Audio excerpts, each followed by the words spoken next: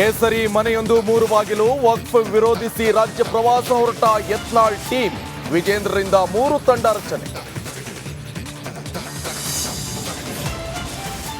ರಾಜ್ಯದಲ್ಲಿ ಕಾಲಿಯಾ ವರ್ಸಸ್ ಕುಳ್ಳ ವಾರ್. ಜಮೀರ್ ಹೇಳಿಕೆ ಹಿಂದಿದ್ಯಾ ಎಚ್ಡಿಕೆ ಕೈವಾಡ. ಶಾಸಕ ರಮೇಶ್ ಬಂಡಿ ಸಿದ್ದೇಗೌಡ ಬಾಂಬ್. ಜಾಮೀನಿನ ಮೇಲಿರುವ ದಚ್ಚುಗೆ ಶಾಕ್. ಸದ್ಯದಲ್ಲೇ ಸುಪ್ರೀಂ ಕೋರ್ಟ್ಗೆ ಮೇಲ್ಮನವಿ. ಕಮಿಷನರ್ ದಯಾನಂದ್ ಮಾಹಿತಿ.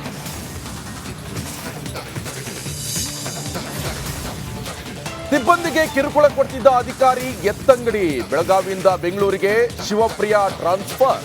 ಇದು ರಿಪಬ್ಲಿಕ್ ಕನ್ನಡ ವರದಿ ಇಂಪ್ಯಾಕ್ಟ್.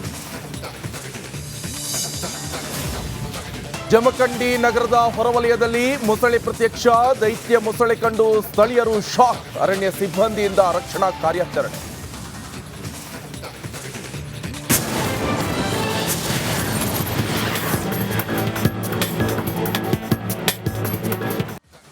ಹಲೋ ನಮಸ್ಕಾರ, ನೀವು ನೋಡ್ತಿದ್ರ ರಿಪಬ್ಲಿಕ್ ಕನ್ನಡ. ನಾನು ನಿಕೇಶ್ ಕೊಠಾರಿ. ಇದೀಗ ಟಾಪ್ 30 ಸುದ್ದಿಗಳನ್ನ ನೋಡ್ತಾ ಹೋಗೋಣ.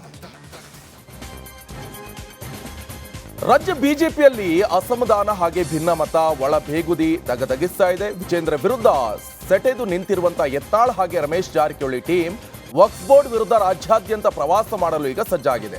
ನಿನ್ನೆ ಕುಮಾರ್ ಬಂಗಾರಪ್ಪ ನಿವಾಸದಲ್ಲಿ ಸಭೆ ನಡೆಸಿರುವಂತಹ ಬಿಜೆಪಿ ಬಂಡಾಯದ ನಾಯಕರು ನವೆಂಬರ್ 25ರಿಂದ ಡಿಸೆಂಬರ್ 25ರ ತನಕ ಬೀದರ್ನಿಂದ ಚಾಮರಾಜನಗರದ ತನಕ ವಕ್ಫ್ ಜಾಗೃತಿ ಜಾಥಾವನ್ನ ನಡೆಸಲು ನಿರ್ಧಾರ ಮಾಡಿದ್ದಾರೆ. ಮಾತ್ರವಲ್ಲ, ಜಾಥಾಗೆ ಬಿಜೆಪಿ ರಾಜ್ಯಾಧ್ಯಕ್ಷರು ಸಹ ಬರಲಿ ಅಂತ ಯತ್ನಾಳ್ ಆಹ್ವಾನಿಸಿದರು. ಈ ರಾಜ್ಯದಲ್ಲಿ ಒಂದು ಶಾಪವಾಗಿ ಪರಿಣಮಿಸಿದಂಥ ವಕಫ್ ಏನು ಇಡೀ ರಾಜ್ಯ ಇಡೀ ದೇಶನೇ ನಮ್ಮದು ಅನ್ನುವಂಥ ಒಂದು ವಾತಾವರಣ ಈ ದೇಶದಲ್ಲಿ ನಿರ್ಮಾಣ ಮಾಡಿದ್ದಾರೆ. ಅದಕ್ಕೆ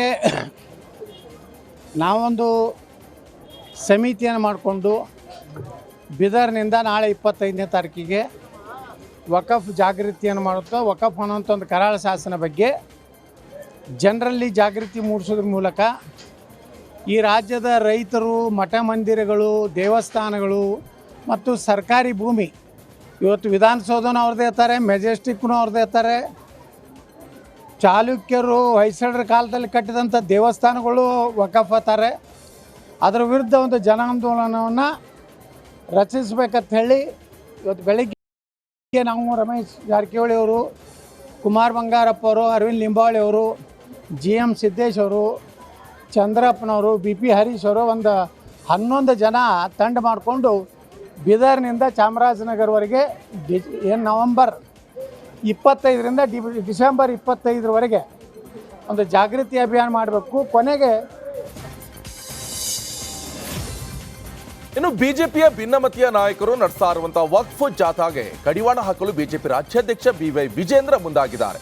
ವಕ್ಫ್ ವಿರುದ್ಧದ ಹೋರಾಟಕ್ಕೆ ವಿಜೇಂದ್ರ 3 ತಂಡಗಳನ್ನು ರಚಿಸಿದ್ದು, ಈ ತಂಡದಲ್ಲಿ ರೆಬಲ್ಸ್ ತಂಡ ರಮೇಶ್ ಜಾರಕಿಹೊಳಿಗೂ ಸ್ಥಾನ ಕೊಡಲಾಗಿದೆ. ಉಳಿದಂತೆ ವಿಜೇಂದ್ರ, ಅಶೋಕ್ ಛಲವಾದಿ ಅಧ್ಯಕ್ಷತೆಯಲ್ಲಿ 3 ತಂಡ ರಚನೆ ಮಾಡಲಾಗಿದೆ. ಇನ್ನು ಶಾಸಕ ಯತ್ನಾಳ್ ಟೀಮ್ ಪ್ರತ್ಯೇಕ ಪ್ರವಾಸಕ್ಕೆ ರೇಣುಕಾಚಾರ್ಯ ಹಿಡಿಕಾರಿದ್ದಾರೆ. ರಾಜ್ಯಾಧ್ಯಕ್ಷರ ನೇತೃತ್ವದಲ್ಲಿ ಹೋರಾಡಬೇಕು, ಯಾರು ಕೂಡ ಪರ್ಯಾಯವಾಗಿ ಹೋರಾಡಬಾರದು. ರೆಬಲ್ ಟೀಮ್ ಪ್ರವಾಸಕ್ಕೆ ಹೈಕಮಾಂಡ್ ಅನುಮತಿ ಕೊಡಲ್ಲ ಅಂತ ಹೇಳಿದ್ದಾರೆ.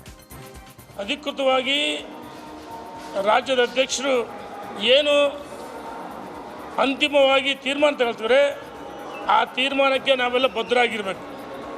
ಭಾರತೀಯ ಜನತಾ ಪಾರ್ಟಿ ಒಂದು ಶಿಸ್ತಿನ ಪಾರ್ಟಿ. ಈಗಾಗಲೇ ರಾಜ್ಯದ ಅಧ್ಯಕ್ಷರ ನೇತೃತ್ವದಲ್ಲಿ ರಾಜ್ಯದ ಉದ್ದಗಲಕ್ಕೆ ಎಲ್ಲ ಜಿಲ್ಲಾ ಕೇಂದ್ರಗಳಲ್ಲಿ, ತಾಲೂಕು ಕೇಂದ್ರಗಳಲ್ಲಿ ಪ್ರತಿಭಟನೆ ಆಗಿದೆ.